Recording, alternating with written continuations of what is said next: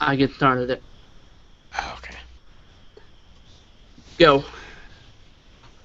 Welcome to Breaking the Fourth Wall, the most hard-hitting and unbiased opinions on the wrestling world. Today I am the Razman alongside. WWE TNA for life, and Raz, it was the first pay-per-view that we actually watched together. Yes, Uh, it was. We decided that for better continuity for the show, we were actually both gonna watch pay-per-views on Monday, and then some crazy things happened with Raz's job yesterday that prevented him from being able to record. So I apologize for that, but we're here with the Battleground. We call it a post show, but I guess it's more like a reaction show because it's just like what what we think about what happened at the pay per view. yeah. So let's get started with it. Oh, and as far as like Raw, because I know some things happened on Raw and everything.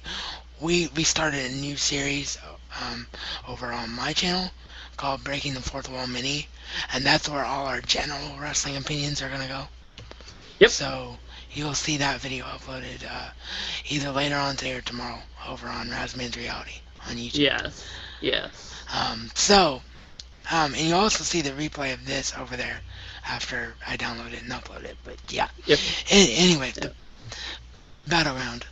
You have the card in front of you? Since Yep. we had to Yep. wait 24 hours. Yeah. Yeah. Do you want to talk about the kickoff show a little bit? Yeah, that was actually one of the best matches of the night. Damien Sandow versus um, Dolph Ziggler was actually a really good match, and the ending really surprised me with Ziggler going over. I'm thinking maybe, or I did before last time on Raw, but again, we're not talking about Raw here. I originally thought maybe that they were setting it up to where Dolph Ziggler was going to get back in the world title picture because once Damien Sandow cashes in, he's got a victory over the current world champion. Right. But honestly, I wonder now.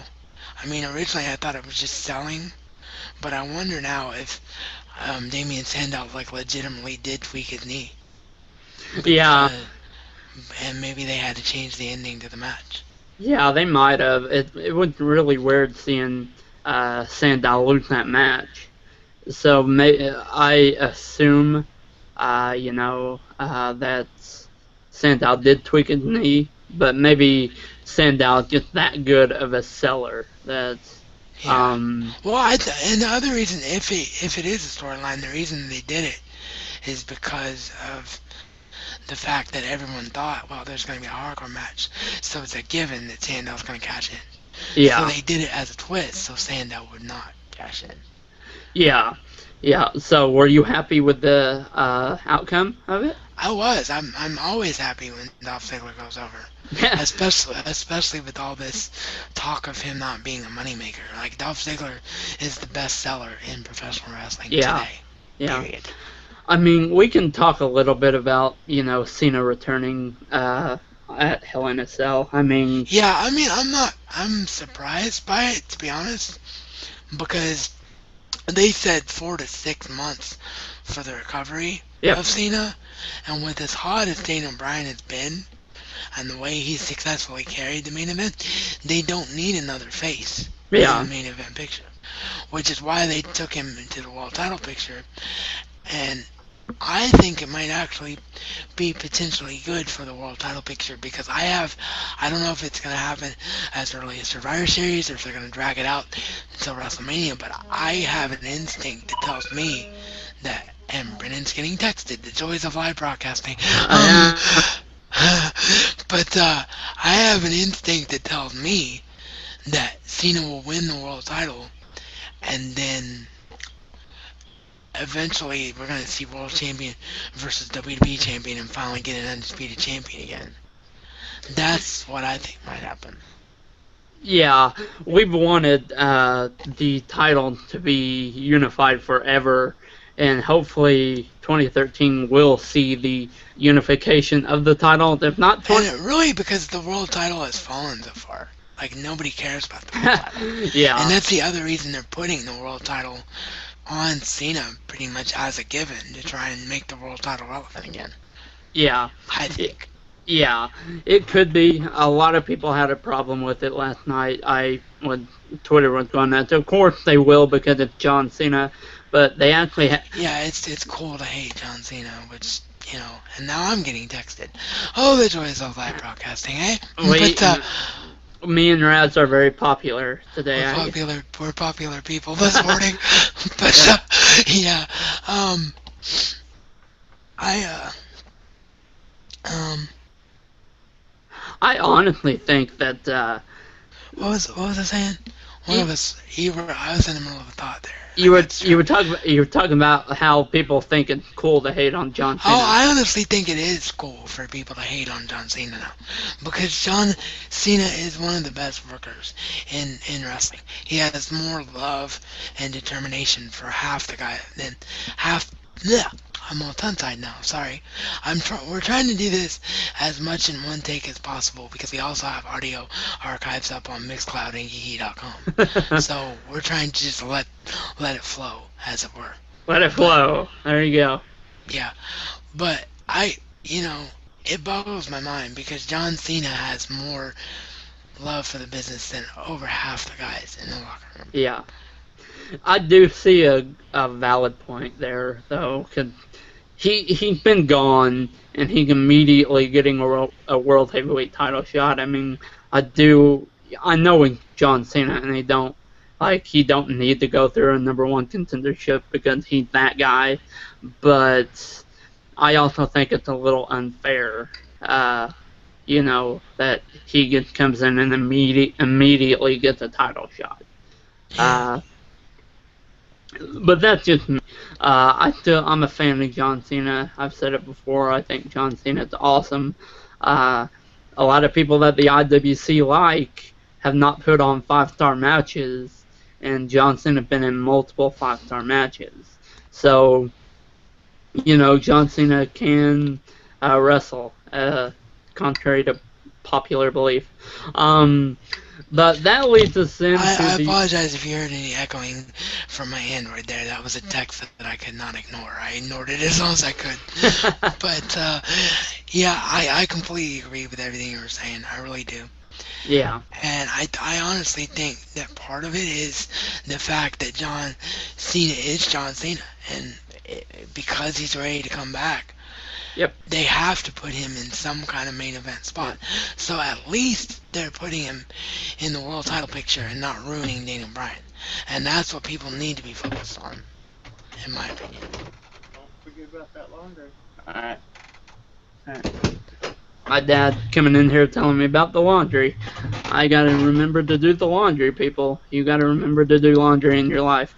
But that leads us into the... But D, real quick before you start another thought, what do you think about what I just said about...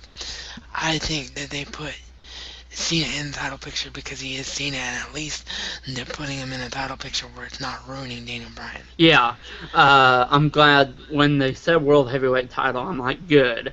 I'm like, because Daniel Bryan needs to shine in this program right now. You don't need to have, John Cena overshadowing, Daniel Bryan, because if he came in and tried to help Daniel Bryan take down the Authority, then it would overshadow Daniel Bryan. And you know what? Now, in my opinion, we've said enough where we don't need to do them any now. So let me just ask you one more question, and then we'll get into the Battleground breakdown. Okay. With HBK as the guest referee, do you think it's automatically going to be a heel turn with him joining the Authority, or do you think there's a chance that this is when Daniel Bryan gets his moment? It's really weird because HBK, I don't know if he's ready to come back. From what you told me a few days ago, where Triple H actually wants HBK to retire him. Yeah, that's been a rumor going around for a while that Triple H actually wants HBK to be the one to retire him. Yeah, I think it's really interesting. It almost makes it to where HBK somehow has to get Authority, like from Vince McMahon or Shane McMahon, like via satellite. Somehow or another, HBK has to be the Authority figure feuding with Triple H so that it sets up the match. Yeah. Mania. Yeah. And you know it would be an awesome match between HBK and Triple H. Every time they get in the ring, it's an amazing match. I think back to their 2004 match at the Royal Rumble, that last man standing match between those two. There, when you could have probably filled up a bucket full of blood with how much blood there was in that match. Absolutely.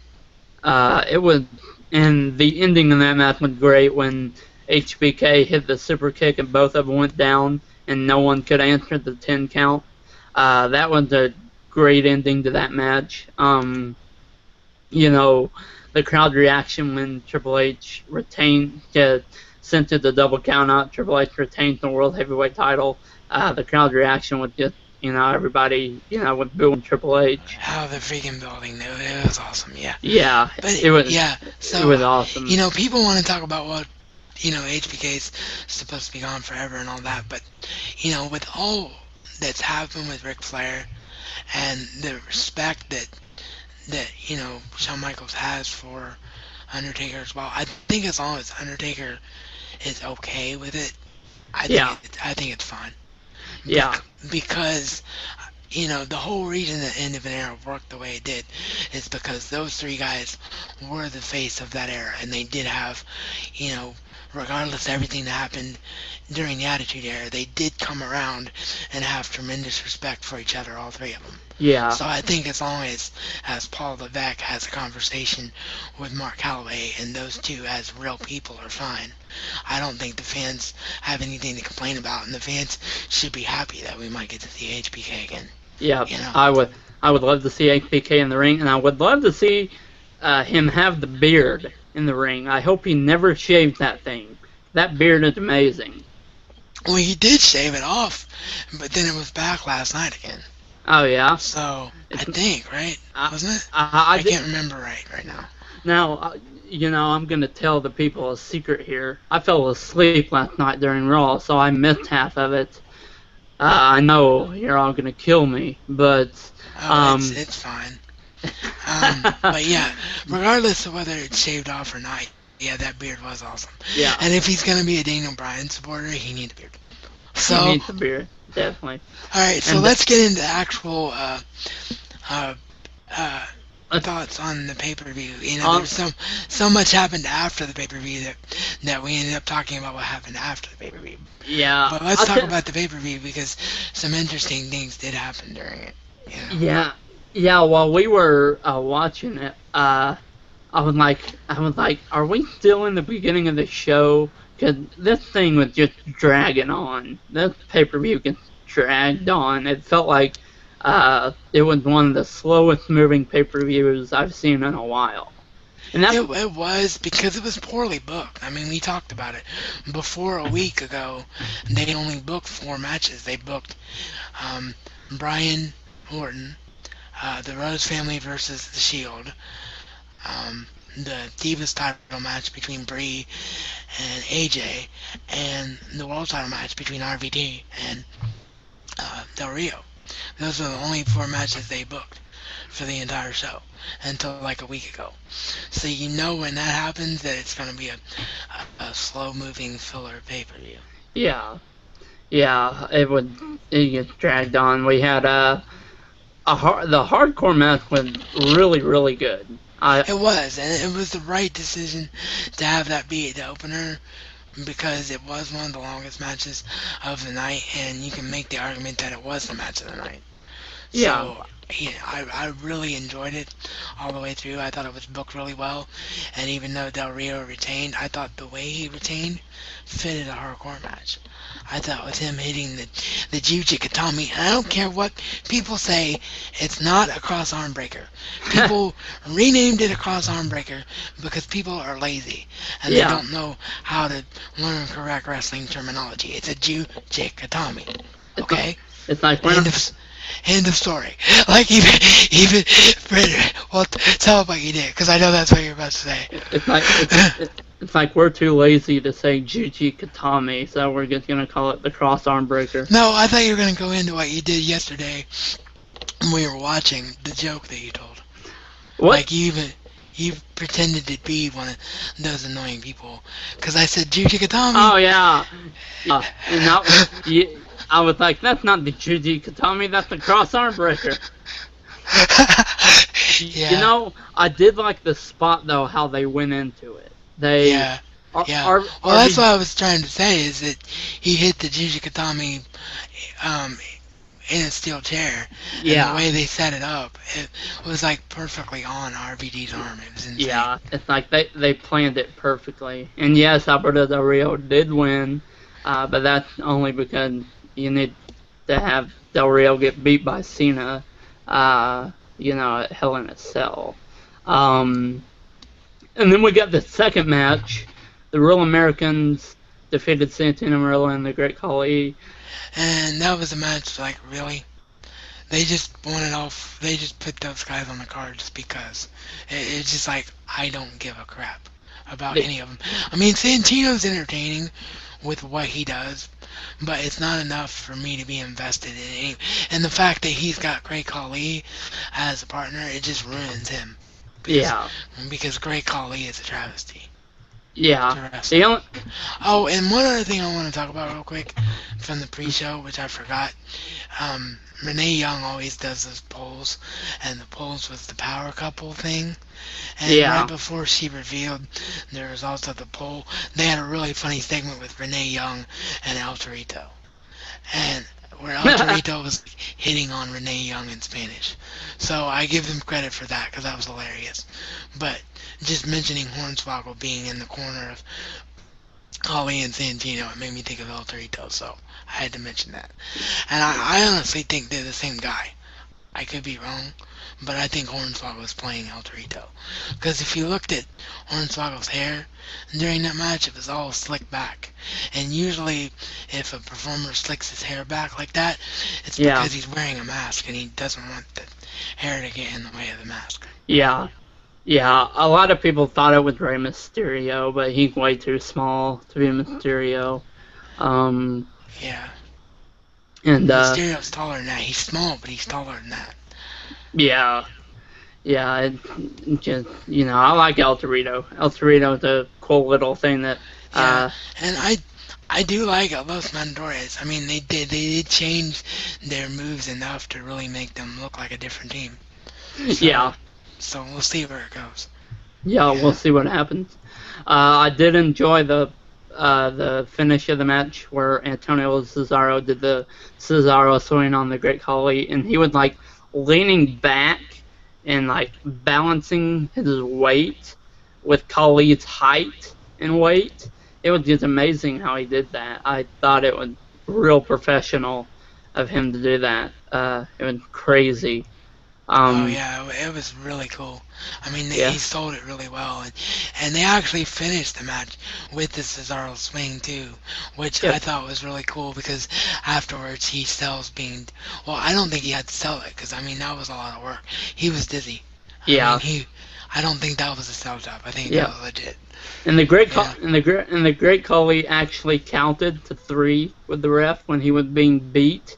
So that again reinforces my opinion that the Great Khali is garbage. I mean, if he's that bad that he has to remind himself to stay down for a 3 count, It's I not. mean that's, you Uh, know, if WWE is watching this, please get a new ambassador from India. Please get it calling one of the worst people to be in yeah. professional I wrestling mean, right now. yeah. I mean, it doesn't matter how big you are in your native country. There's nothing that justifies the Great Khali's waste of space. Yeah. No, He, no. So let's just move on. oh my god, it's horrible. Yeah, Um, yeah. we got Curtis Axel defeating R-Truth. We knew that was gonna happen. Well, yeah. Um, And I like what they did with Axel. I mean, he did enough in the match. He played the heel to yeah, perfection. And, yeah, Heyman played the manager to perfection.